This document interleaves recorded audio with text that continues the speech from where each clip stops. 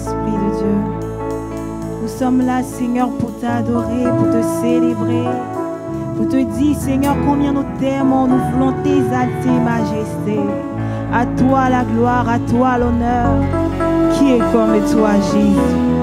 Merci, Seigneur. Comment te dire ce que je ressens? Tes bienfaits sont trop grands. Du fond de mon âme coulent des larmes qui traduisent mes silences. Comment te dire ce que je ressens?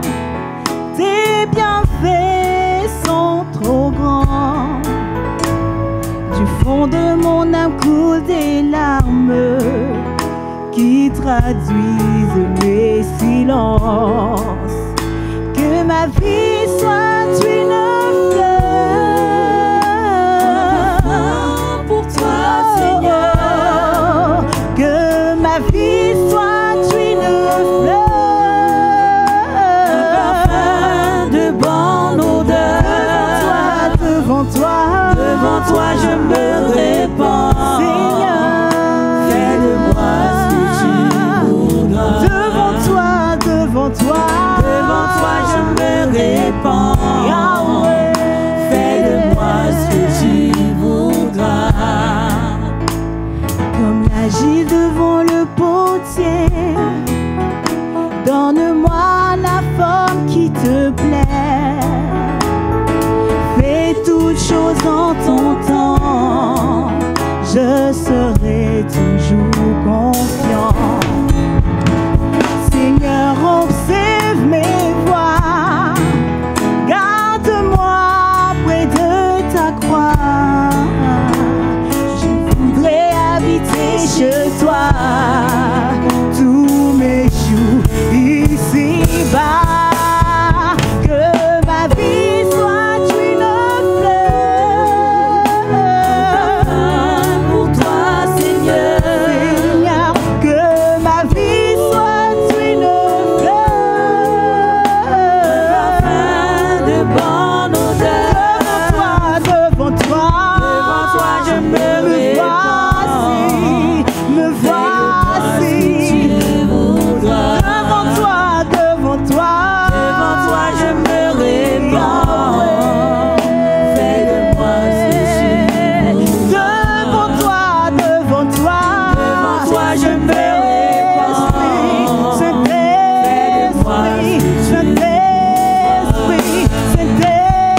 devant toi je me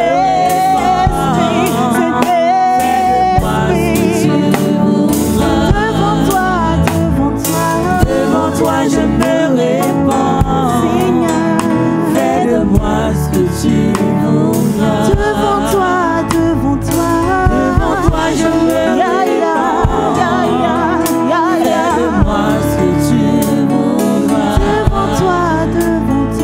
Devant toi je me répands. Fais de moi ce que tu voudras.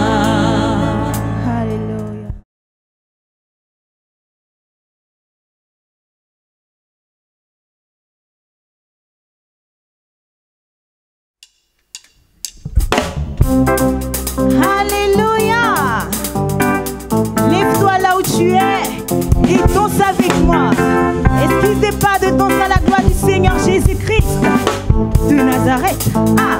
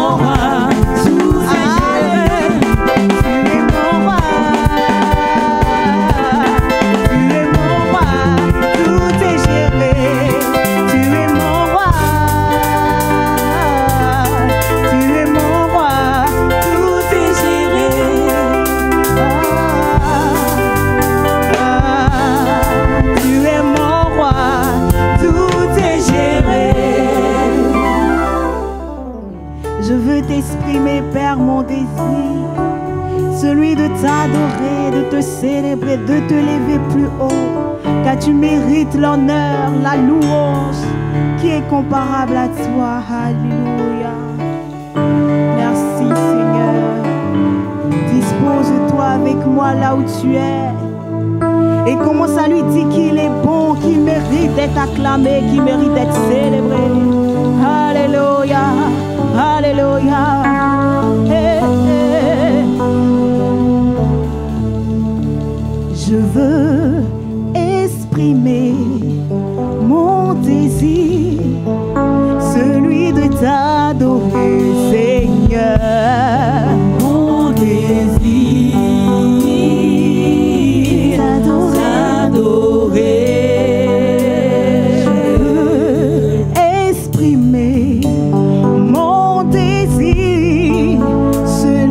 T'adorer, Yahweh, mon désir,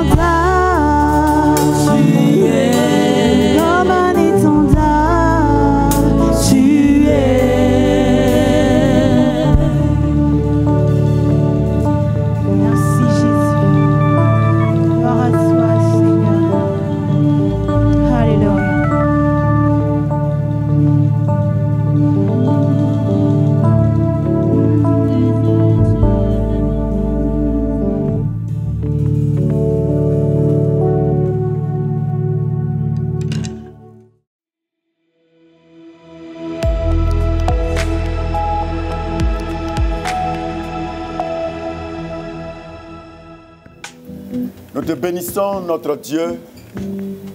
Nous rendons gloire à toi pour ta faveur. Merci, Père éternel, car encore une semaine durant, tu as été avec chacun d'entre nous. Ta grâce nous a accompagnés. Tu as pris soin de nos vies. Tu as béni nos activités. Tu as gardé chaque famille. Tu nous as maintenus dans ta grâce. Tu nous as délivrés de tous les pièges de l'ennemi. Nous te sommes reconnaissants ce jour et nous te louons, grand Dieu, au nom de Jésus. Merci, Père éternel, pour tout ce que tu as accompli. Et gloire à toi pour ton Église, car l'ennemi n'a pu nous vaincre. Sois béni, sois remercié. Et merci pour cette rencontre que tu permets pour notre instruction, pour notre édification, pour nous corriger, pour nous redresser. Parle encore à nos cœurs ce matin. Merci d'inspirer ta parole et permets qu'elle trouve une place dans nos cœurs afin de produire, Seigneur, son fruit. Bénis la suite de ce moment et que tout ce qui ne te confesse parmi nous soit neutralisé maintenant et renvoyé dans les abîmes des ténèbres au nom de Jésus. Seigneur, nous croyons en ta présence qui se manifeste encore et davantage. Conduis-nous pour la suite au nom de Jésus. Amen. On peut acclamer le Seigneur. Et que Dieu nous bénisse. Nous pouvons nous asseoir. Bonjour à tous. Et soyez les bienvenus. Est-ce qu'on a passé une bonne semaine? Que Dieu vous bénisse. Alors, 2021 a été décrété l'année de la visitation des anges. Amen.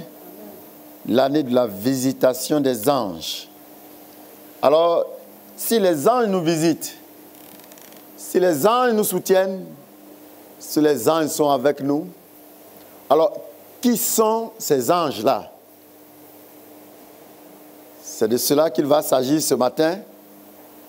Et notre thème va s'intituler « Qui sont les anges ?» Qui sont les anges? Vous savez, quand on marche avec quelqu'un, quand on travaille avec quelqu'un, quand on est en collaboration avec quelqu'un, quand on est ensemble avec quelqu'un, il est bien d'être instruit pour que les choses se passent bien. Si les anges sont avec nous, si nous ne les connaissons pas, qu'est-ce qu'ils aiment, qu'est-ce qu'ils n'aiment pas, qui sont-ils? Si on ne connaît pas tout ça, alors ce n'est pas sûr que leur compagnie continue. On dit souvent qu'ils s'assemblent, se ressemblent. Donc il y a bien lieu de les connaître et puis savoir marcher pour que leur compagnie aussi nous soit bénéfique. Alors, nous devons croire en l'existence des anges car cela fait partie de la doctrine biblique.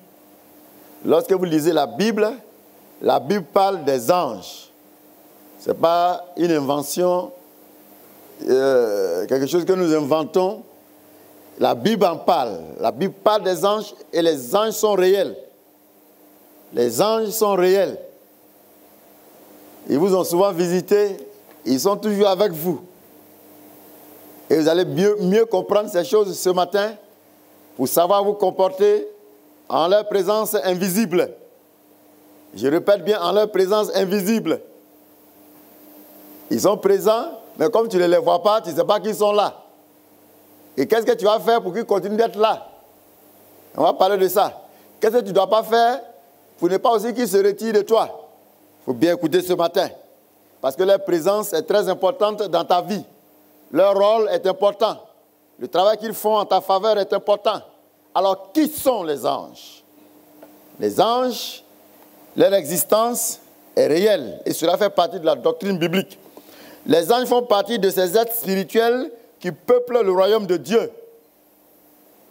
Le royaume de Dieu, c'est un pays.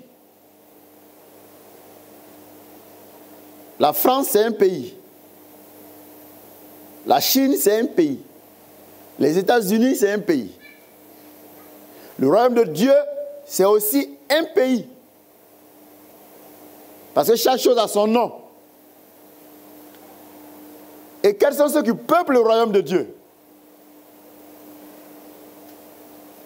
On dit bien le royaume de Dieu. Donc, le chef, c'est qui? C'est Dieu. Et ensuite, avec lui, il y a les anges et il y a les humains. C'est nous les humains. Et puis maintenant, il y a les anges. Donc le royaume de Dieu est peuplé des humains et des anges. Les humains et les anges. Bon, toi et moi, on se connaît déjà, hein? Nous sommes des pécheurs repentis. Mais les anges, eux, n'ont jamais péché.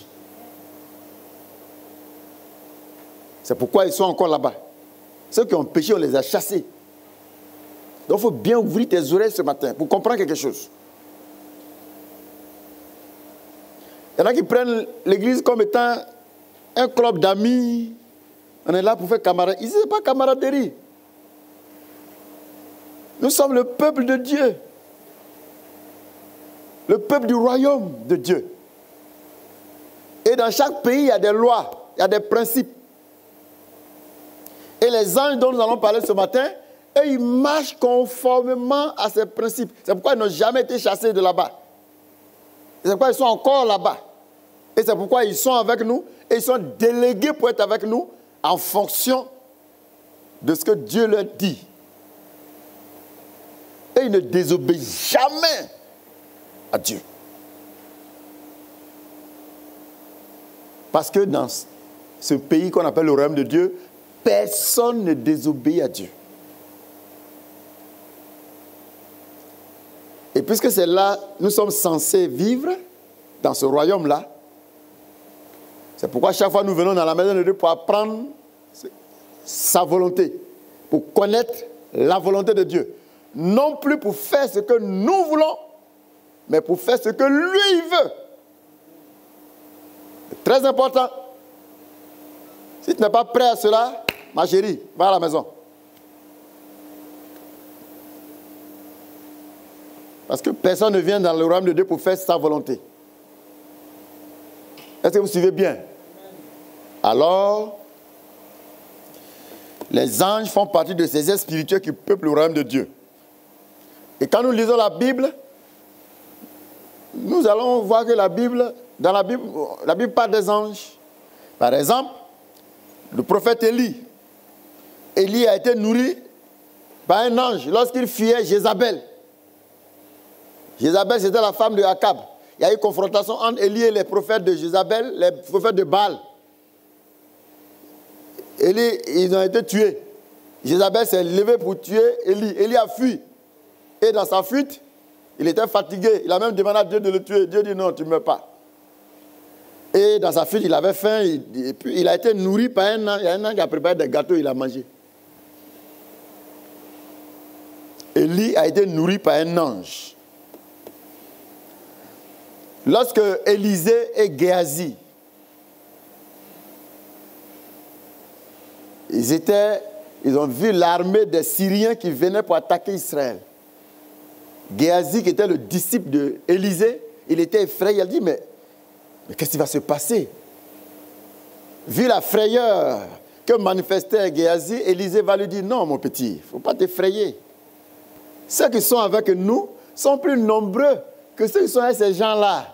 Et dit à Dieu, Seigneur, ouvre les yeux de Géasi pour qu'il voie ton armée.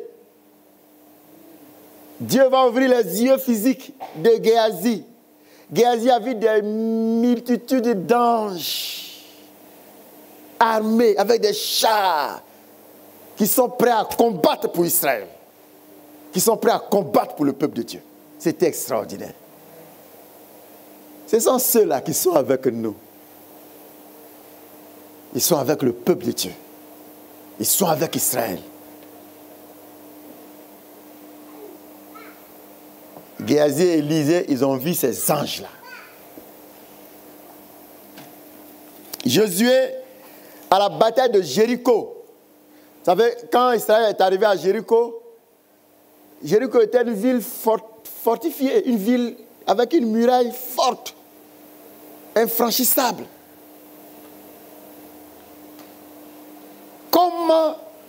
battre Jéricho.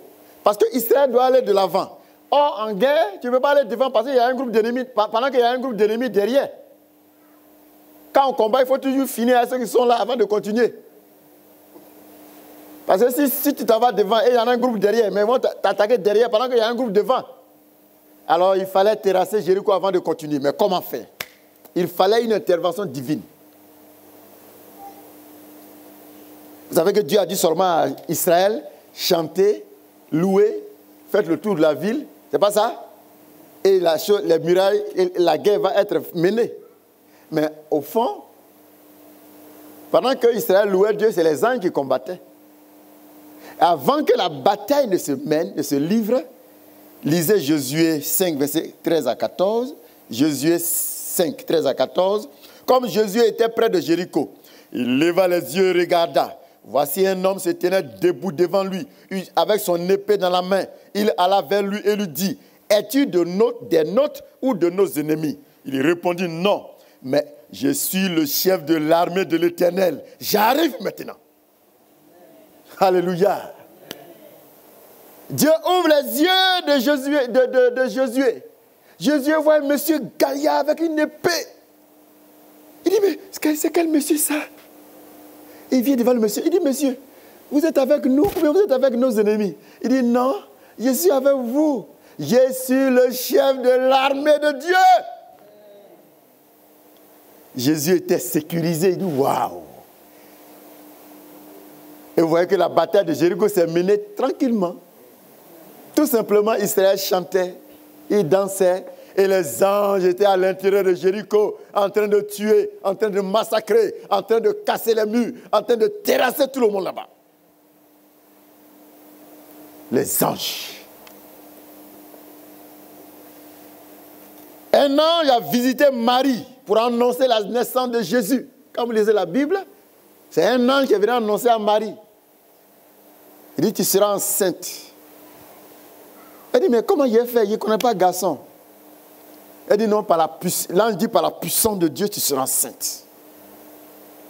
Elle n'a pas couché avec un garçon, elle est devenue enceinte. C'est un ange qui est venu annoncer ça. Et l'ange lui dit, l'enfant s'appellera Jésus. Marie a vu l'ange. Si eux aussi, ils ont vu les anges, tu peux les voir aussi. Si les anges étaient avec ceux-là, ils peuvent être aussi avec toi, mais tout dépend de comment tu es, comment tu vis. Ce n'est pas compliqué. Hein? C'est pourquoi écoutez très bien ce matin. Vous savez, Dieu n'est pas compliqué, la parole de Dieu n'est pas compliquée, la vie de Dieu, là, ce n'est pas compliqué. Seulement les désobéissants ne peuvent pas profiter des grâces de Dieu. Ta volonté à toi, là, tu dois laisser ça à côté. Et puis prendre la volonté de Dieu pour t'en approprier.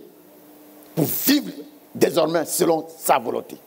Et tu vas vivre, expérimenter chaque jour. Je dis bien, au quotidien, tu vas expérimenter des choses extraordinaires. Tu vas sortir du monde naturel pour vivre désormais un quotidien surnaturel. C'est comme ça. La vie chrétienne, c'est les expériences personnelles qui font grandir la foi. Je peux vous rendre des témoignages. C'est mon quotidien. Et ça doit être le quotidien de nous tous. Les expériences que tu vas mener chaque jour, c'est ça qui fait grandir ta foi. Ça nourrit ta foi. Ça entretient ta foi. Mais si tu n'expérimentes rien, parce que tu n'obéis à rien, tu n'obéis qu'à toi seul, tu ne vas rien expérimenter. Dans 10 ans, dans 15 ans, et puis un matin, tu dis, bon, église, mais je ne viens plus là-bas parce que je n'ai rien vu. Tu n'as rien vu parce que tu n'as rien cherché. Est-ce qu'on se comprend? Dieu n'est pas loin. Il dit, je suis plus proche de toi que ton vêtement que tu portes. Dieu n'est pas loin. Dieu n'est pas loin. Il n'est pas derrière la mer là-bas. Il n'est pas derrière les nuages. Il est tout près de toi. Souvent on dit le ciel. Ciel là même, où est le ciel? Si je vous demande où est le ciel, tu vas lever ta main. C'est pas ça? Dieu au ciel, on ne sait pas. Est-ce que vous savez que quand tu vas sur la lune, tu vois la terre en haut là-bas? Actuellement, tu crois que la terre est en bas de la lune. Mais quand tu vas aller sur une autre planète, tu vois la terre en haut. Finalement, là, on ne sait plus où est en haut, où est en bas. Dieu n'est pas loin, il est tout près de toi. Tout près de toi. Il est dans sa parole qui est dans ta main, que tu transportes ce matin, midi, soir là. Dieu est dedans. Dieu, c'est sa parole. Un ange va informer Marie qu'elle va accoucher. Des anges ont visité Abraham. Quand ils étaient en route pour aller détruire Sodome. Vous savez, les gens de Sodome, ils étaient dans la sodomie, dans le péché. Ils vivaient en désordre. Dieu en avait marre. Quand un individu vit dans le péché, quand une famille vit dans le péché, et que ton péché atteint un certain seuil, Dieu frappe. Son petit silence là, les gens pensent qu'il ne voit rien, il est bête, il n'est pas bête, il n'est pas aveugle. Parce qu'il a fixé un temps pour chaque chose. Voilà un panier. Considérons que c'est un verre. Quand tu mets l'eau dans le verre là, l'eau est dedans. Pour que ça verse, il faut que ça arrive à un certain niveau, n'est-ce pas? N'est-ce pas? C'est comme ça ton péché. Quand tu pêches, tu fais n'importe quoi, Dieu est là, il dit rien. Il y a un degré. Quand ça va arriver là, il va s'occuper de toi. Et tu comprends? Les gens de Ninive, ils avaient tellement péché. Dieu dit, bon, Jonas, va à Ninive. Va leur dire que j'en ai marre. Je vais les tuer. Je vais les juger. Quand ils ont été informés, eux au moins ils se sont repentis. La Bible dit que le roi de Ninive a proclamé un jeûne. Jusqu'à les bébés à la mamelle, ce jour-là, on les a mis en jeûne. Même les animaux, on dit aujourd'hui quelqu'un ne mange pas. Repentez-vous, tout le monde s'est repenti. C'est comme ça, Sodome et Gomorrhe, ils avaient tellement péché. Dieu dit, Abraham, comme tu es mon fils, mon serviteur, je m'avais exterminé ces gens-là parce que maintenant, trop, c'est trop. Le temps de leur jugement est arrivé. Quand un fruit est mûr, là, il tombe. Quand tu pêches, tu pêches, tu pêches, tu pêches, tu parles mal, tu vis dans le désordre, tu vis n'importe comment. Dieu n'est pas bête, Dieu n'est pas aveugle.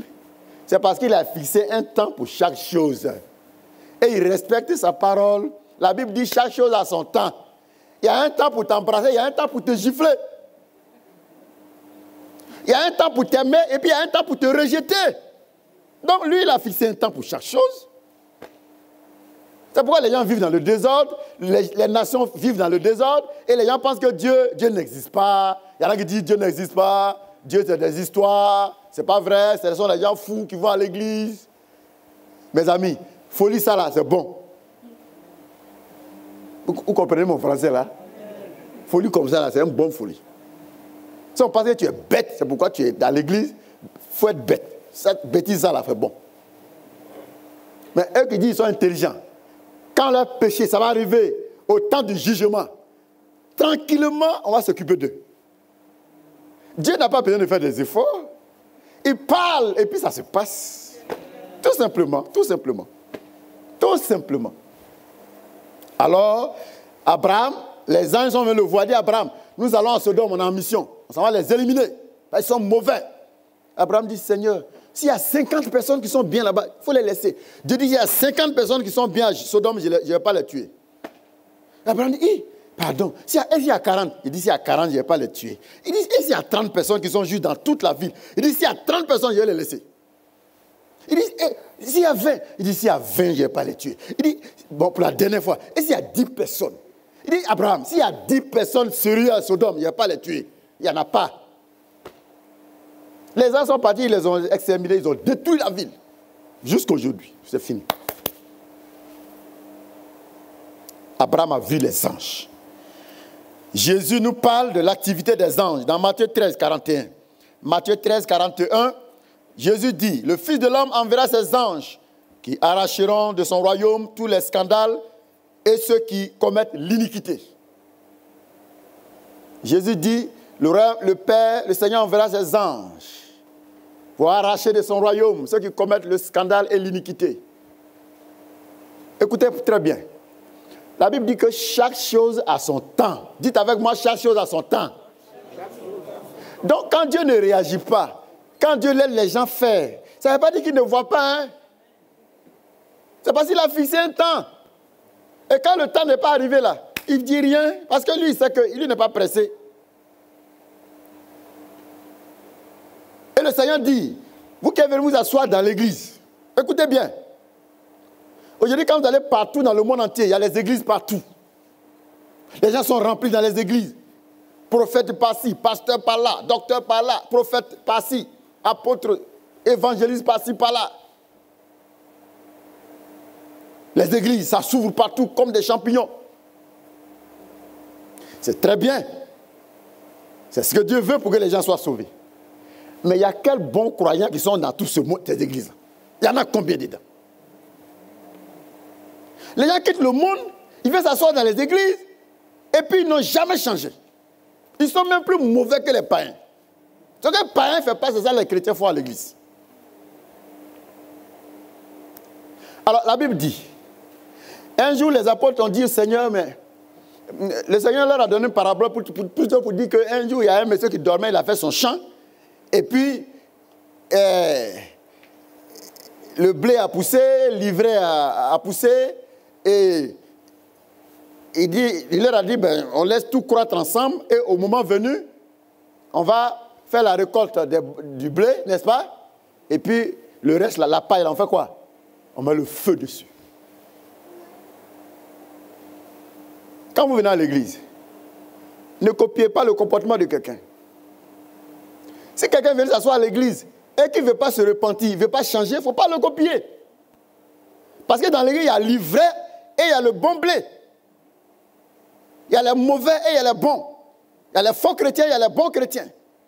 Il y a les faux pasteurs, il y a les bons pasteurs. Il ne faut pas regarder la vie de quelqu'un pour te conformer à la personne. Regarde la parole de Dieu pour te conformer à la parole de Dieu. Parce que la Bible dit, le temps vient où Dieu va envoyer ses anges. Et les anges vont sélectionner ses vrais enfants d'abord. Et quand il va finir, il va mettre le feu sur tous les faux chrétiens. Il va vous brûler. Il va vous détruire. Il va vous jeter loin de lui. Donc, on ne vient pas dans l'église pour plaire à quelqu'un. On vient pour chercher à connaître Dieu et à satisfaire la volonté de Dieu. Voilà pourquoi on vient à l'église. C'est pourquoi écoutez bien cet enseignement sur les anges. Aucun ange au ciel ne fait sa volonté à lui. Personne. Mais pourquoi les gens sont venus s'asseoir à l'église et chacun a sa volonté? Où on est assis là, chacun fait sa volonté. Combien de gens sont prêts à faire la volonté de Dieu? Vous découvrirez la nature réelle d'un chrétien quand il est face à des problèmes. C'est là où on connaît qui est qui. Quand tout va bien, on fait semblant d'être des bons croyants. Mais allez-y vers un chrétien quand il est face à des situations difficiles, où il doit choisir entre sa volonté et la volonté de Dieu. Il n'est pas prêt à prendre la volonté de Dieu.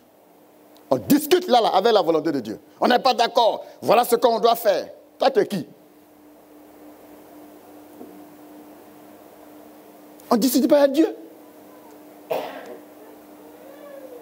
Alors, bien-aimés frères et sœurs, le Seigneur dit, écoutez bien, le Fils de l'homme enverra ses anges qui arracheront de son royaume tous les scandales et ceux qui commettent l'iniquité. Donc les anges, ils jouent un rôle. Ils travaillent pour Dieu. Ils font la sélection pour supprimer dans le royaume de Dieu tout ce qui ne glorifie pas Dieu. Aucun pécheur, aucun homme qui vit dans l'iniquité, qui s'attache volontairement, librement au péché et qui prend plaisir du péché, n'aura jamais accès au royaume de Dieu. Jamais. Si quelqu'un vous dit le contraire, il ment. Alors, bien-aimés frères et sœurs, Matthieu 26, 52. Matthieu 26, 53. Penses-tu que je ne puisse invoquer mon Père qui me donnera à l'instant plus de 12 légions d'anges? Quand Pierre a coupé l'oreille de Malchus pendant l'arrestation de Jésus, il veut défendre Dieu. Est-ce qu'on a besoin de défendre Dieu? Dieu n'a pas besoin que quelqu'un vienne le défendre. Il n'a pas besoin de ça. Il dit, mon petit, laisse ça. Oui, je suis arrêté, puis donner un ordre tout de suite. Des légions d'anges vont venir pour exterminer. Et regardez, simplement, quand les soldats sont venus, ouais, Dieu est trop fort quand même.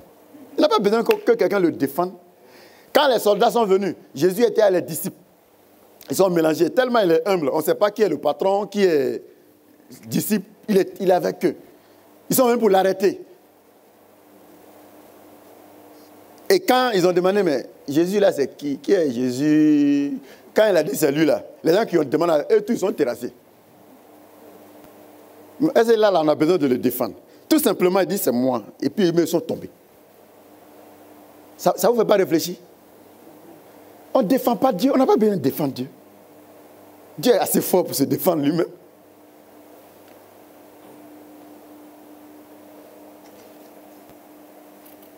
Matthieu 4, 11. Matthieu 4, 11. Alors le diable le laissa et voici des anges vinrent auprès de Jésus et le servaient. On n'adore pas les anges. Si puissants qu'ils soient, si merveilleux qu'ils soient, si forts qu'ils soient, on ne les adore pas. On ne les adore pas. Et tu vas comprendre pourquoi on ne doit pas les adorer. Il est d'abord à retenir que les anges sont au service de Dieu et de son peuple. Ce sont nos serviteurs. Dieu les a créés pour le servir lui et pour servir son église. Il est à ton service. Les anges sont à votre service et au service de Dieu. Amen. Ils sont avec nous pour une mission, pour un travail chaque jour. Les anges combattent pour nous. Alors, quelle est la nature des anges? Quelle est la nature des anges? Tout ce que Dieu a créé est soutenu par la parole de Dieu. Tout ce que Dieu a créé est soutenu par Dieu lui-même. Dieu crée une chose et c'est lui qui fait vivre la chose. Donc c'est lui qui a créé les anges sont soutenus par lui. C'est sa parole qui les fait vivre. C'est sa parole qui les soutient. C'est sa parole qui les rend puissants. C'est sa parole qui les rend capables de ce qu'ils font, ce qu'ils sont capables. Donc tout ce que Dieu a créé est soutenu par Dieu. Et un groupe d'anges s'est rebellé contre Dieu. Et ceux-là furent chassés. Ceux-là sont devenus les mauvais anges, c'est-à-dire les démons. Au ciel, Dieu a créé assez d'anges. Ils sont tellement nombreux. Il y a un groupe qui s'est rebellé avec à leur tête Lucifer. Lucifer, ce n'était pas n'importe qui. La Bible dit qu'il était d'une beauté extraordinaire. Dieu lui a donné une grande influence. Il avait un positionnement dans la hiérarchie très important. Donc, sa gloire, sa position hiérarchique, sa beauté, tout cela a soulevé en lui l'orgueil. Vous savez, quand quelqu'un est orgueilleux, c'est toujours sur la base de quelque chose. C'est l'idée que la personne se fait d'elle-même. Mais n'oubliez jamais que c'est Dieu qui soutient tout ce qu'il a créé. N'oubliez jamais ce mot-là. Dieu soutient tout ce qu'il a créé. Et quand le soutien quitte en bas de celui qui est soutenu, il devient quoi? Qu'est-ce qu'il devient? Il ne devient plus rien. Et comme l'orgueil l'a pris, Dieu dit, tu ne seras plus jamais rien. Ce monsieur qui était dans cette position au ciel, il a été précipité du ciel. Aujourd'hui, il vit dans les lieux sombres. Les lieux sombres, c'est là-bas lui il habite maintenant. Avec tous les anges qui l'ont suivi, qui sont devenus des démons.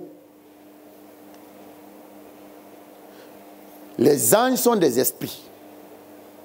Sachez que les esprits, il y en a 4 types. Il y a Dieu lui-même qui est esprit. Les anges sont des esprits. Les démons sont des esprits. Et puis le 4e esprit, c'est l'homme. Tu es un esprit dans un corps physique. Et tout esprit qui ne se soumet pas à la volonté du grand esprit qui a créé les autres esprits, c'est-à-dire Dieu, devient un mauvais esprit. Donc tous les anges déchus, en tant que des esprits, sont devenus maintenant des mauvais esprits. Satan, Lucifer devenait un mauvais esprit, il s'appelle Satan. Les anges qui étaient avec lui, qui sont devenus des mauvais esprits, s'appellent maintenant les démons. C'est pourquoi l'homme qui n'obéit pas aussi à Dieu, étant un esprit, devient aussi un mauvais esprit. C'est pourquoi chaque personne, chaque païen est un mauvais esprit. Si vous leur dites ça, ils vont vous gifler. Hein? Mais la réalité, c'est des mauvais esprits. Nous étions aussi des mauvais esprits. Puisque nous sommes des esprits. À partir du moment où tu n'obéis plus à Dieu, tu es un mauvais esprit. Si tu sors dans les rues, tu dis, vous avez des mauvais esprits, ils vont t'attaquer. Ils vont te montrer qu'ils sont mauvais esprits vraiment. C'est pourquoi vous voyez, les païens sont capables de nuire. Ils peuvent tuer, ils peuvent voler, ils peuvent violer les gens, ils peuvent faire du n'importe quoi. Et puis ça ne leur dit rien. Ça ne leur dit rien, ça ne leur dit rien. Et bien ils appellent le mal bien. Et puis le bien mal, c'est parce qu'ils sont devenus des mauvais esprits. Voilà la réaction des mauvais esprits. Donc toi, tu peux venir t'asseoir dans la maison de Dieu. Si tu fais aussi le mal, tu vis dans le péché, dans le désordre, tu es un mauvais esprit aussi. Parce que c'est à cause de leur vie mauvaise que les anges ont été chassés. Et ils sont devenus démons. Je ne sais pas si vous comprenez. Vous suivez? Est-ce que vous avez envie d'être des mauvais esprits? Quand tu dis esprit mauvais, sors au nom de Jésus. Tu sais pourquoi souvent il ne va pas? Il dit, mais toi-même, tu es un mauvais esprit. On est de même groupe. Parce que tu mènes la même vie que moi. Mais tu peux pas. Mais légalement, tu n'as pas le droit de me dire ça d'ailleurs. Les 7 filles de Séva, quand ils ont dit au démon, toi démon, tu es dans la vie de cet homme, au nom de Jésus que Paul prêche, sors. Les démons ont dit quoi? Les démons ont dit, hey, hey, hey. Non, c'est Jésus là, non, on le connaît bien. Paul aussi, on le connaît, mais toi, tu es qui? Toi et puis nous, on est dans la même catégorie. Et puis comment ça, tu viens nous dire comme ça de sortir? Ils se sont jetés sur le monsieur, ils l'ont botté. Lui-même, il a fui sa caleçon. Parce qu'il n'a pas le droit, légalement, de les chasser. Ah, les démons connaissent la parole de Dieu, hein? Ah oui, ils ne sont pas ignorants de la parole. Ils ont dit, mais toi, est-ce que tu sais ce que tu racontes même? Toi, tu nous dis de sortir, pourtant, la vie que nous on mène là, toi-même, tu fais la même chose là. Toi, tu n'as pas le droit de nous chasser. Parce que les 7 filles de Séva étaient, en tant que des humains désobéissants à la parole de Dieu, étaient aussi des mauvais esprits. Je ne sais pas si vous comprenez bien. Donc, il faut éviter d'être un mauvais esprit. Ce n'est pas parce que tu vas t'asseoir dans une église que tu deviens un bon esprit. Les bons esprits obéissent à Dieu. Est-ce qu'on a bien compris? Si tu n'obéis pas à Dieu, tu es un mauvais esprit. Même si tu es assis à l'église. Quel que soit le titre que tu portes, ce n'est pas ça qui fait de toi quelqu'un. Les titres là, ça ne sauve personne. Ça ne sauve personne. La vie que tu mènes là est plus importante que ton titre. La vie que tu mènes, la qualité de ta vie est plus importante. C'est prioritaire. Les gens courent après des titres, ils courent après des titres. Et puis la vie là, rien ne change.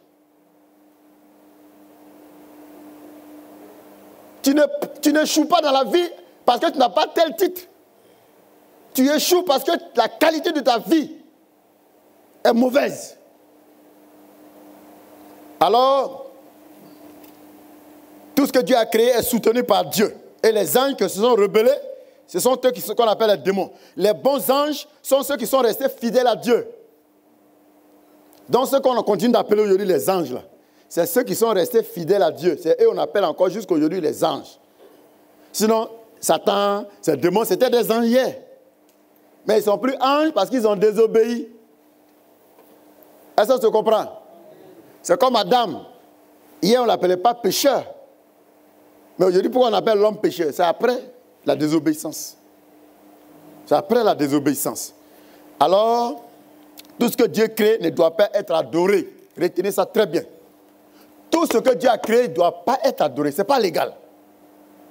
On ne doit jamais adorer ce que Dieu a créé.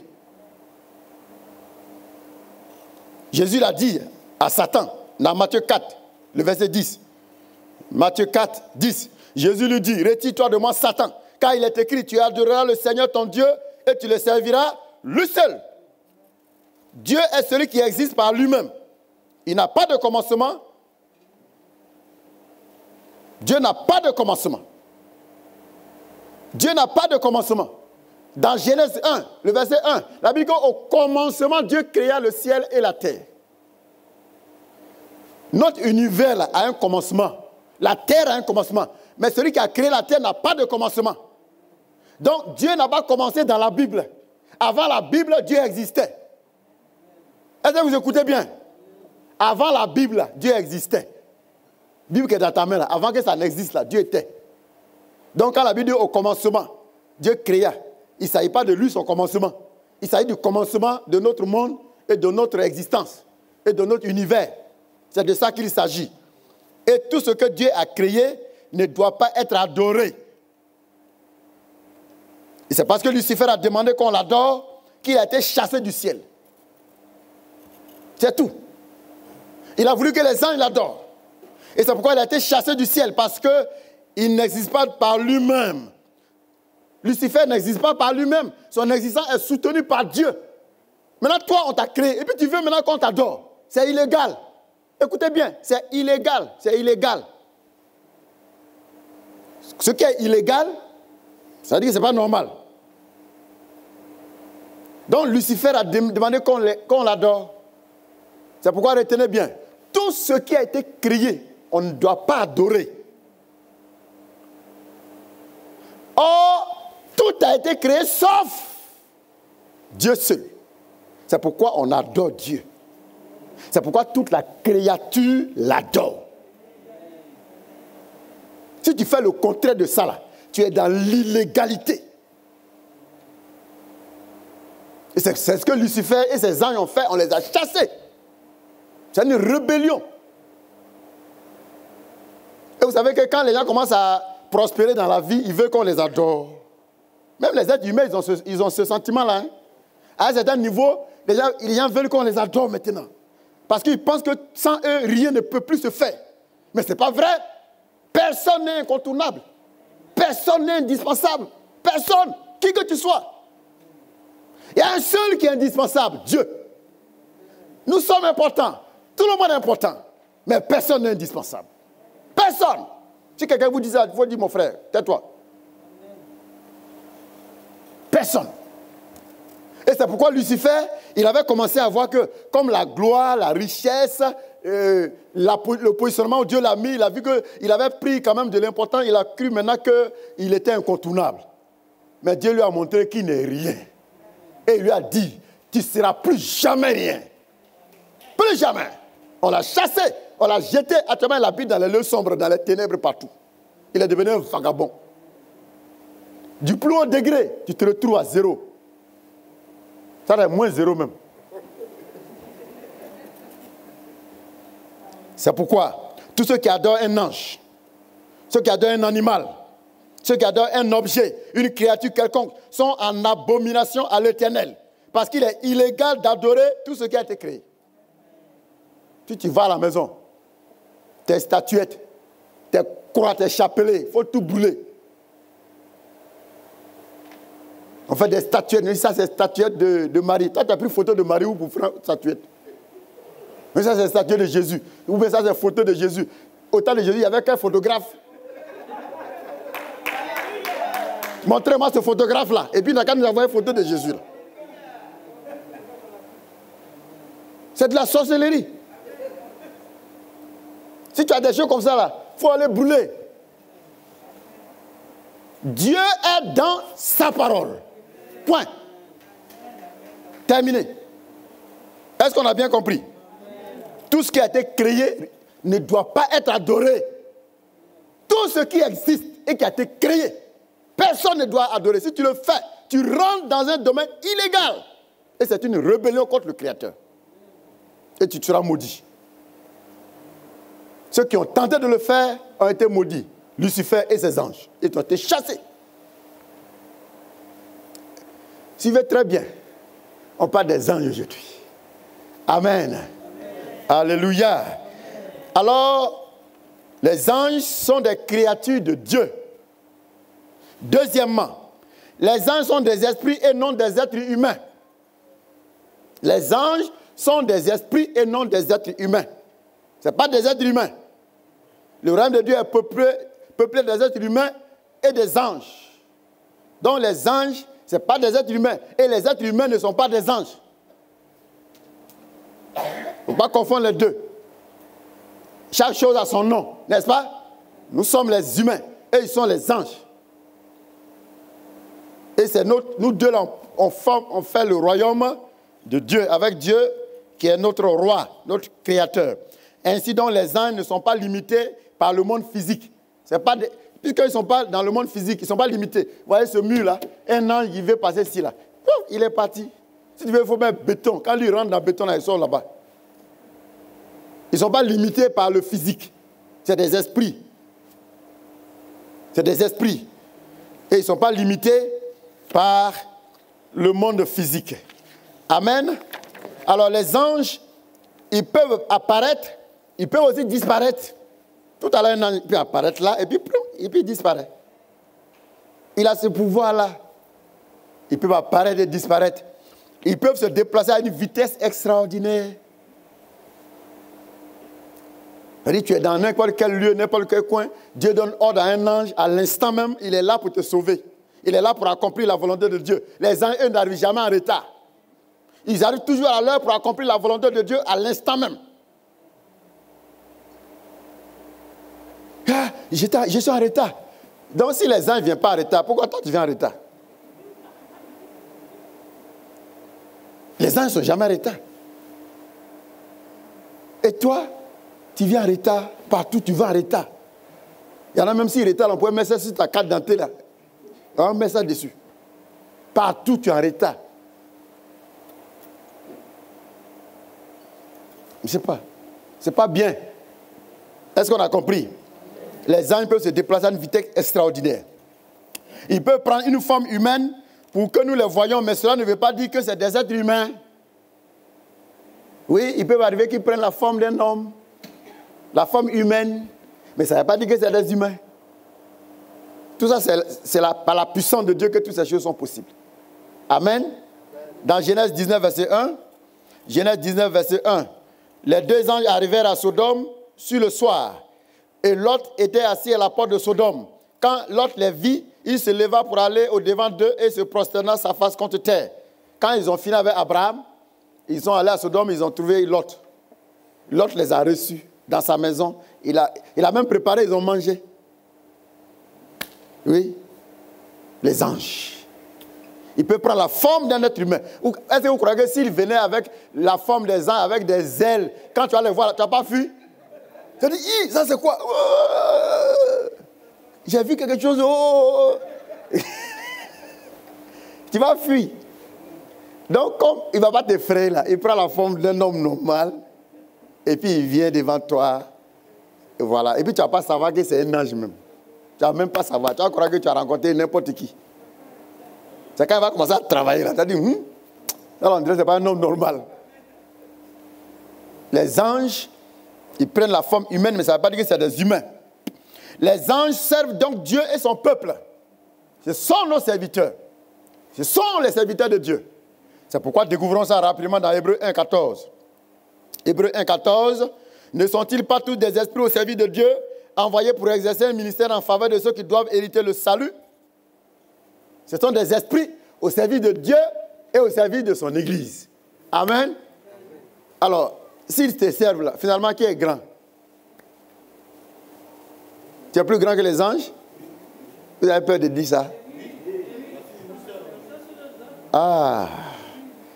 Alors, s'ils vous servent, mais sachez qu'ils vous servent dans l'obéissance à votre papa. Ça, c'est très important. Si le serviteur obéit au père, et toi le fils, quand tu fais bébé gâté, tu fais ce que tu veux, c'est ça? Attention. Donc, obéissez. Parce que les anges ne désobéissent jamais à votre papa. Amen. Le psaume 104, verset 4. Psaume 104, le verset 4. Le psaume 104, le verset 4. Il fait de ces anges des messagers, des flammes de feu, ses serviteurs. Alors, les anges, ils sont au service de Dieu et au service de son Église. C'est ainsi. Troisièmement, les anges sont immortels. Un ange ne meurt jamais. C'est des esprits. Vous savez, l'homme, il est tripartite, n'est-ce pas? L'homme est composé d'un corps, d'une âme et d'un esprit. Et qu'est-ce qui meurt chez l'homme? Qu'est-ce qui meurt chez l'homme? C'est le corps. Son esprit aussi ne meurt pas. Parce qu'un esprit ne meurt jamais. Un esprit ne meurt jamais. C'est pourquoi c'est le corps qui meurt et l'esprit retourne auprès de Dieu. Alors les anges également ne meurent jamais. Ils ne sont pas assujettis à la mort car ce sont des esprits. Vous n'allez jamais apprendre que aujourd'hui on s'en va au funérailles d'un ange. Il y a un ange qui est décédé dans le quartier là-bas. Et il ne meurt pas. Amen. C'est pourquoi vous n'allez pas aller au funérailles des anges. C'est pourquoi Jésus a dit, à la résurrection, nous serons comme les anges. Et quand Jésus dit nous serons comme les anges, qu'est-ce que ça veut dire? Nous serons immortels, comme les anges. C'est-à-dire nous aurons la même nature que les anges. Ça ne veut pas dire qu'après la mort, tu vas pousser des ailes. Tu vas devenir autre chose. Tu es un être humain. Tu vas ressusciter comme ça. On ne peut pas planter une yam et puis ça va pousser du riz. On ne peut pas planter banane et puis ça va pousser pomme de terre. Donc, tu es homme, tu ne vas pas ressusciter avec des ailes, telles que les anges sont conçus. Tu ressuscites tel que tu es. Alors, c'est pourquoi Jésus a dit à la résurrection, nous serons comme les anges. Ça veut pas dire quand il dit nous serons comme les anges, ça ne veut pas dire qu'on va avoir la morphologie, avoir des ailes, des ceci, cela. Non, nous aurons la même nature, c'est-à-dire nous serons immortels après la résurrection. On sera immortels désormais. Vous voyez que Jésus, après sa résurrection, il pouvait traverser un mur. N'est-ce pas? Jésus pouvait traverser maintenant un mur. Donc nous serons comme les anges pour expérimenter aussi toutes ces choses. Pour expérimenter aussi toutes ces choses. Alors, la Bible nous révèle que puisque les anges sont immortels, et maintenant c'est des esprits, ils n'obéissent pas à Dieu. Dieu là, qu'est-ce qu'il fait?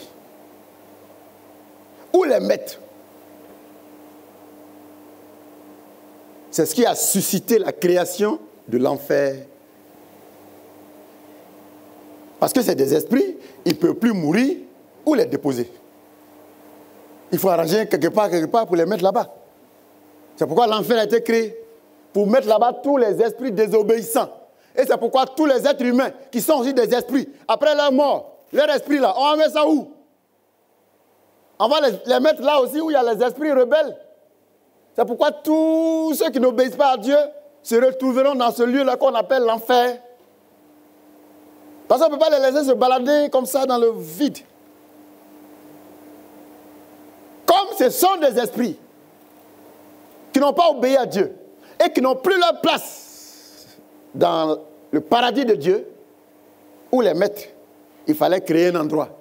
Et c'est pourquoi cet endroit a été créé qu'on appelle l'enfer, où désormais tout esprit désobéissant, puisqu'ils sont immortels, tout esprit désobéissant va se retrouver là-bas.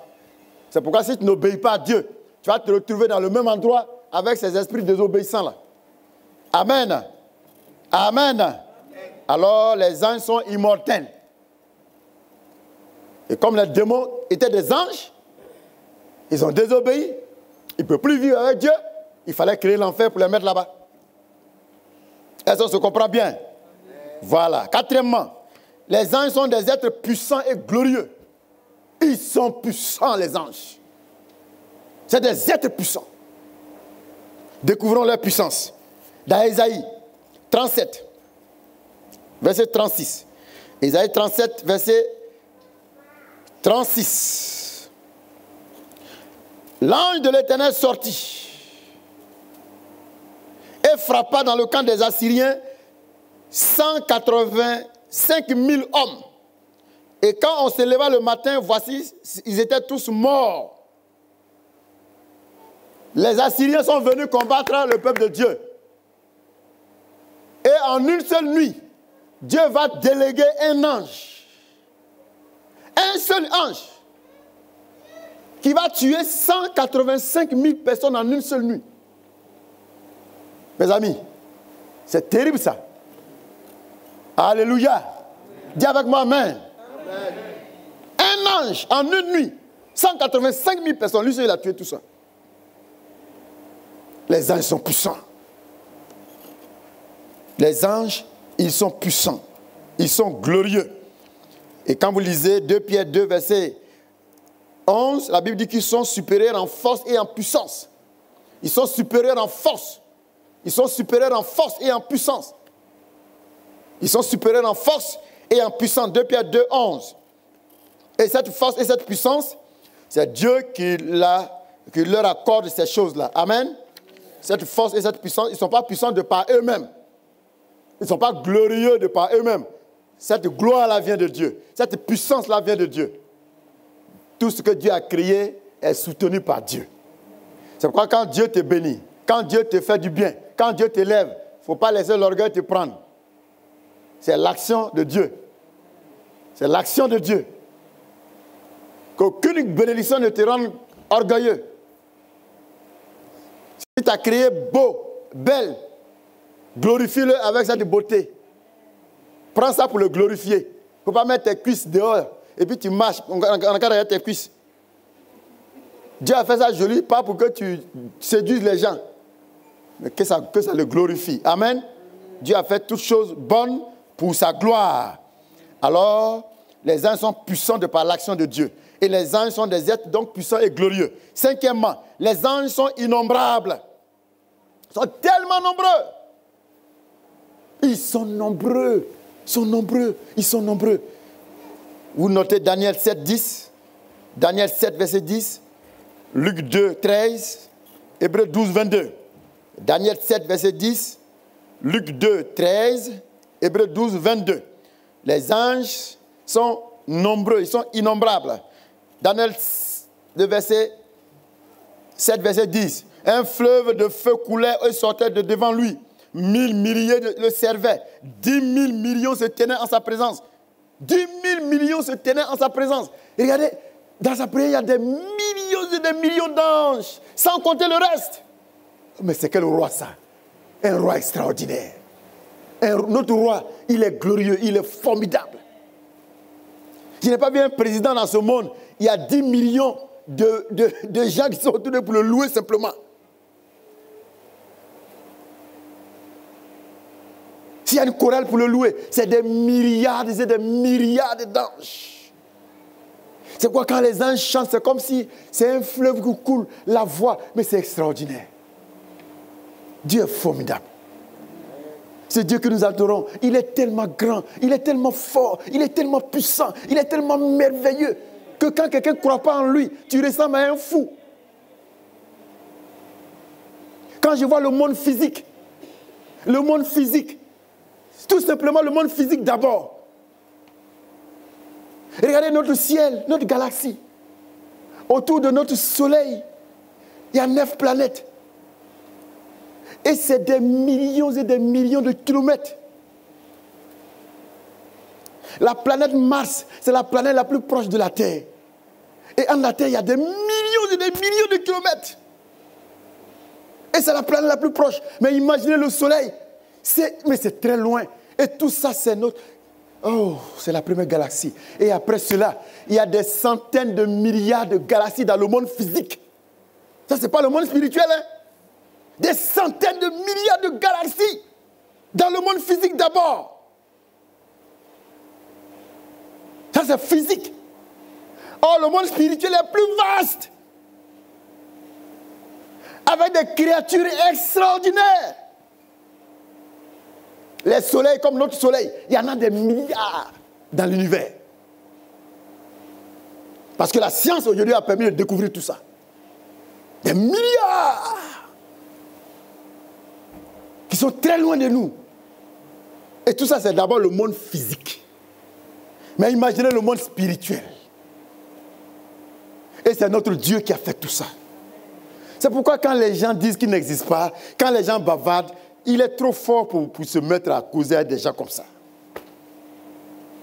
Mais quelqu'un qui a fait tout ça et qui rend l'homme capable de faire des choses extraordinaires. Mais il n'a pas besoin de venir discuter avec toi, un pauvre petit là en train de dire qu'il n'existe pas. Parce que ça sera se rabaisser. Et regardez ce que l'homme peut faire.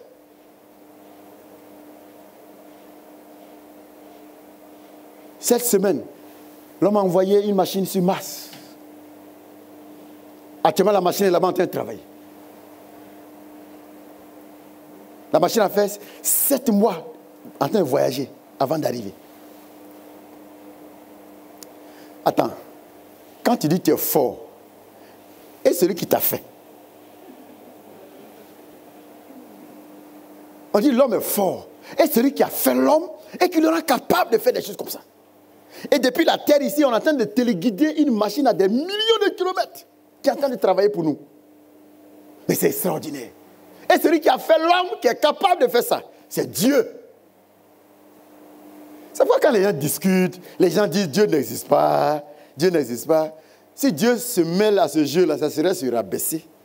Parce qu'il est trop grand pour s'intéresser à des gens comme ça. Dieu est réel. Et les anges sont réels. C'est pourquoi son église est réelle. Nous sommes réels. Est-ce que tu n'es pas réel? Vous êtes réel? Est-ce que quelqu'un peut nier pour dire que tu n'existes pas? Te voilà. C'est comme ça, Dieu aussi est réel. Mais c'est par la foi qu'on découvre qu'il est réel. Alors, bien-aimés frères et sœurs, les anges sont innombrables. Ils sont des multitudes dans le ciel. Et Dieu est leur Seigneur parce que c'est lui qui les a créés. Amen. Quand on dit Seigneur, le mot Seigneur veut dire propriétaire. Quand on dit Jésus est mon Seigneur, ça veut dire Jésus est mon propriétaire. Tu es son bien. Alors, quand tu es la propriété de quelqu'un, tu ne fais plus ta volonté. La personne fait de toi ce qu'il veut. C'est pourquoi Dieu a le droit de faire de toi ce qu'il veut. Il n'a pas besoin de t'interroger. La tenue que tu as portée ce matin pour venir dans la maison de Dieu, est-ce que tu as demandé sa volonté? Parce que c'est pour toi. Tu n'as pas besoin de demander à ta voiture. Est-ce que tu veux rouler aujourd'hui? Et puis si la voiture, non, aujourd'hui je suis fatigué. Est-ce que c'est comme ça que ça se fait? Dès que tu arrives, tu ouvres la portière. Tu ne lui demandes pas. Et puis tu rentres, tu t'assois. Et puis tu commences à rouler. Tu n'interroges pas la voiture. Est-ce qu'aujourd'hui tu es fatigué? Hier tu as fait 10 km. Est-ce que tu n'es pas fatigué aujourd'hui peut-être? Est-ce que c'est comme ça que vous causez avec vos voitures? Maintenant, toi, tu veux que Dieu demande ta volonté avant de faire telle ou telle chose? Non, ce n'est pas normal. S'il est ton Seigneur, il n'a pas besoin de t'interroger sur ta volonté. Quand on accepte Dieu comme Seigneur et Sauveur, ta volonté doit mourir. C'est Dieu qui doit vivre maintenant. C'est sa volonté que tu dois accomplir maintenant. C'est comme ça que ça se passe. Alléluia. Alors, le mot Seigneur veut dire propriétaire. C'est pourquoi tous les anges l'adorent. Dieu est leur propriétaire. C'est pourquoi eux tous l'adorent. Et maintenant, Lucifer, lui, il ne veut pas l'adorer. Il veut que lui, on l'adore. On dit non, tu es illégal. Allez, fais-toi. Et c'est pourquoi on l'a chassé. Parce qu'il est rentré dans l'illégalité. Sixièmement, les anges n'ont pas de sexe. Il n'y a pas ange féminin. Il n'y a pas ange masculin. Les anges n'ont pas de sexe. Et ils n'ont pas de sexe. Le rôle du sexe, c'est quoi? C'est la procréation. Donc les humains, nous les humains, on a des sexes pour procréer. Parce que si on ne procréait pas, je crois qu'actuellement, on n'a plus de gens sur la terre ici. Si les premiers étaient morts, là, c'était fini. Mais à travers cet organe que Dieu a mis sur l'homme, ça permet de pérenniser l'espèce. Vous savez, tout ce que Dieu fait, chaque chose a un but. Donc les anges, eux, n'ont pas de sexe pour procréer. Ils ne sont pas, il n'y a pas ange garçon, ange femme. Ça, c'est les humains qui sont comme ça. Non, les anges n'ont pas de sexe. Ils ne se reproduisent pas. Dieu est très sage. Parce que si Dieu avait donné un sexe aux anges, les anges qui sont devenus les démons là, actuellement on était foutus avec eux. Ils allaient se multiplier, ils allaient faire beaucoup de bébés. Et puis bon, ils allaient nous fatiguer. Eh bien, ils n'ont pas de sexe et puis ils nous fatiguent déjà. S'ils avaient sexe pour se multiplier, actuellement peut-être il y avait 1 million de démons derrière chacun en train de vous fatiguer. Donc Dieu est très sage, il n'a pas mis de sexe sur les anges pour qu'ils puissent se procréer. Alors les anges n'ont pas de sexe. Dieu est très sage en cela. Amen. Septièmement, les anges sont très ordonnés. Ils sont très ordonnés. Vous n'allez pas voir une rébellion et puis vous allez voir les anges dans ça. Eux, ils ne font pas ça. Ils sont ordonnés. Les anges sont très ordonnés. Ils sont très respectueux des lois de Dieu et de la hiérarchie. Les anges respectent la hiérarchie. Ils respectent l'autorité établie. Ils ne sont pas rebelles. Vous ne verrez qu'un ange en train de dénigrer son patron. Vous ne verrez aucun ange en train de dénigrer son chef. Jamais. Ils sont respectueux. Oh, les chrétiens, c'est quoi? C'est des voyous, c'est des rebelles. Personne ne respecte personne à l'église. Parce que tu sais lire la Bible. Ah, moi aussi, je sais lire la Bible, il y a Saint-Esprit. Oui, tu as Saint-Esprit parce que c'est Dieu qui donne cet esprit. Mais ça ne veut pas dire qu'il doit te foutre des gens. C'est ce qu'Israël ils ont fait dans le désert. Ils ont dit, mais Moïse, toi tu crois que c'est toi ceux qui a Saint-Esprit? Nous tous on a Saint-Esprit. C'est là que Dieu est venu et dit, mais vous là, vous avez cet esprit, mais lui là, c'est mon oint. Il a frappé la grande sœur de Moïse, elle a eu la lèpre. Il a pris pour déposer dehors là-bas. Le royaume de Dieu, ce n'est pas le désordre. C'est pourquoi les anges, on doit voir comment ils se comportent. Leur comportement, ils sont en communion avec Dieu à travers ce que Dieu dit. Ils ne font jamais ce que Dieu n'a pas dit de dire. Ils sont respectés des lois de Dieu, respectés de la hiérarchie. Ils se respectent selon la hiérarchie. Tout ce que Dieu a dit. Aucun ange ne fait quelque chose en son nom. Ils font tout au nom du Seigneur. Aucun ange ne cherche sa gloire. Non, il faut que moi, ça c'est pour ta gloire. Tu travailles pour ta gloire, mais c'est que tu n'as rien compris. La Bible dit que tout ce que vous faites, faites-le non pas comme pour vous-même, ni comme pour des hommes, mais comme pour le Seigneur. Tout doit glorifier le Seigneur, ça c'est tout. Je ne fais rien pour chercher ma gloire. Non, il faut que ça là, il faut que ça soit mon nom. On n'a qu'à dire c'est moi. On n'a qu'à dire c'est moi. On n'a qu'à dire c'est moi. Ça veut dire tu n'as rien compris. Tu n'as vraiment rien compris. Aucun ange ne fait ça. Aucun ange ne va dire, on n'a qu'à dire que c'est moi. On n'a qu'à dire c'est moi. Quand tu commences à dire, on n'a qu'à dire c'est toi là, tu rentres dans la case de Satan. Parce que c'est ce que Satan a fait, puis on l'a chassé. C'est ce qu'il a fait, puis on l'a renvoyé. Alors les anges sont très ordonnés. Amen. Ils sont très respectueux des lois de Dieu. Dans 1 Pierre 3, 22. 1 Pierre 3, 22. Qui est à la droite de Dieu depuis qu'il a étalé au ciel et que les anges, les autorités, les puissants lui ont été soumises. Comment est-ce que Jésus est devenu ce qu'il est aujourd'hui? Il n'a jamais rien fait en son nom. Il dit, je ne suis pas venu faire ma volonté, mais je suis venu faire la volonté de mon Père. Il n'a jamais rien fait pour sa gloire à lui. Jamais. Disait la Bible, vous allez voir, Jésus n'a rien fait pour sa gloire. Il a fait tout ce pour que Dieu soit glorifié. Il a fait tout ce pour que son Père soit glorifié. Et c'est pourquoi, comme ça, nous tous, on doit se comporter. Tu es dans l'église, fais tout pour que le nom de Dieu, à travers son église, soit glorifié. Tu dois être effacé. On ne doit pas te voir. Nous devons travailler. Nous devons faire toutes choses pour ne pas que le nom de Dieu soit honni. Si tu pêches, ça va gâter le nom du Seigneur à travers l'église. C'est pas ça? Si tu as un mauvais comportement, les gens vont dire, mais l'église qui est là-bas, là, on dit, hier, ils se sont boxés là-bas, hein? Tu ne donnes pas de dîme, tu ne fais pas offrande, on ne peut pas payer les factures. Et ça là, c'est bon. Tu dis, bon, ça là, c'est moi là, je ne donne rien. Je vois les gens là, je vois. Comme ils font malin, chez moi là, ils ne payent pas de dîme. Je m'en fous. Comme ils ne m'ont pas respecté, moi, je ne paye pas aussi. C'est quand ils vont faire ma volonté, là, c'est là, il y a un paye dîme. Ils vont comprendre que moi aussi, je pèse dans l'église là. Là, tu pèses combien de kilos? Aucun homme ne peut sponsoriser le royaume de Dieu. Dieu n'a pas besoin de sponsors. Personne ne peut sponsoriser le royaume de Dieu. Toi, tu as quoi et tu as combien pour sponsoriser le royaume de Dieu? Personne. Au contraire, que chacun soit fier de contribuer à soutenir l'œuvre de Dieu. C'est tout. C'est un privilège même que Dieu te fait. C'est un privilège que Dieu t'accorde. Quand tu viens donner tes petites offrandes, tes petites dîmes, là, c'est un privilège. Et c'est ce qui doit te réjouir. Il ne faut pas croire que tu peux sponsoriser le royaume de Dieu. Le royaume de Dieu est une entreprise très grosse. Tu ne peux pas. Non, tu ne peux pas. Tu ne peux pas sponsoriser ce royaume-là. Non, tu ne peux pas. Lui-même, il se suffit pour le faire. Il a dit aux pharisiens, si ces gens-là se taisent, vous dites, ils vont Hosanna, Hosanna, s'ils se taisent, les cailloux vont se lever. Et puis ils vont crier. Donc Dieu, il est souverain, n'est-ce pas?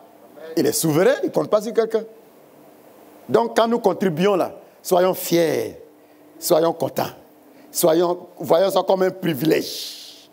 C'est un privilège pour toi de contribuer à faire avancer le travail. C'est un privilège. Dites avec moi, privilège. C'est un privilège. Amen. C'est un privilège. C'est un privilège pour moi que Dieu utilise ma bouche pour parler aux gens. C'est un privilège. Sinon, moi, je suis qui?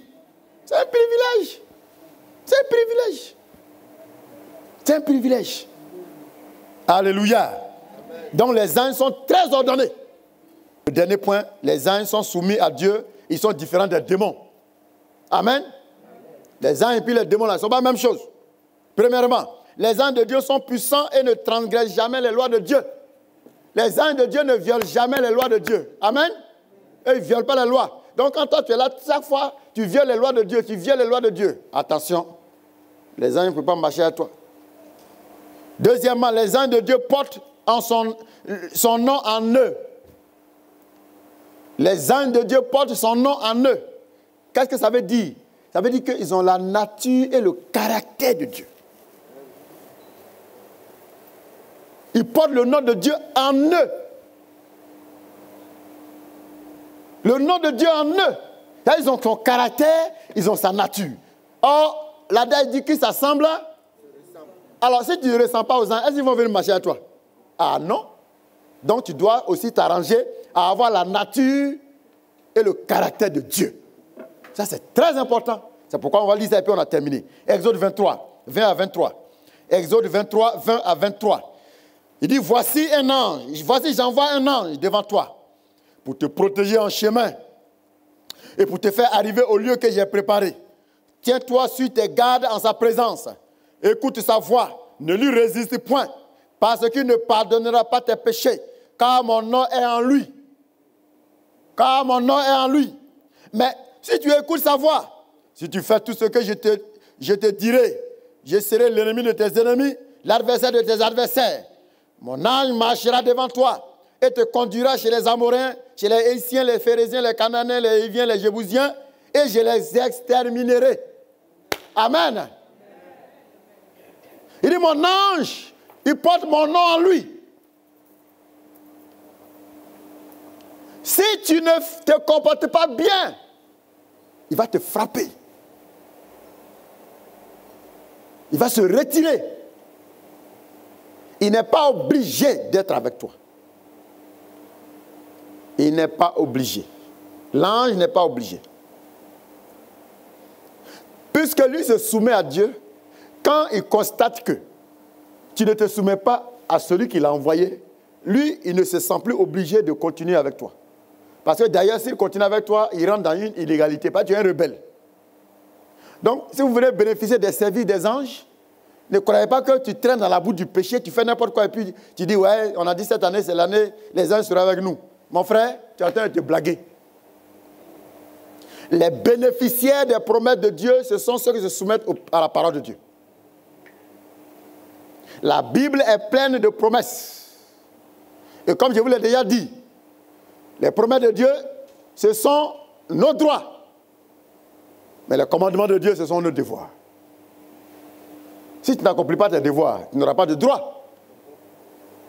Vous êtes dans ce pays. Quand quelqu'un n'obéit pas à la loi du pays, on l'envoie où? En prison. Un prisonnier, tu as quel droit là-bas? C'est quoi, je vous en prie? Portons le nom de Dieu en nous, comme les anges aussi portent son nom en eux. Manifestons le caractère de Dieu. Manifestons la nature de Dieu.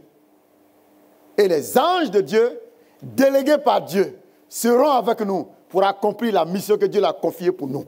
Que Dieu vous bénisse et que sa grâce soit avec vous au nom de Jésus. On se fait.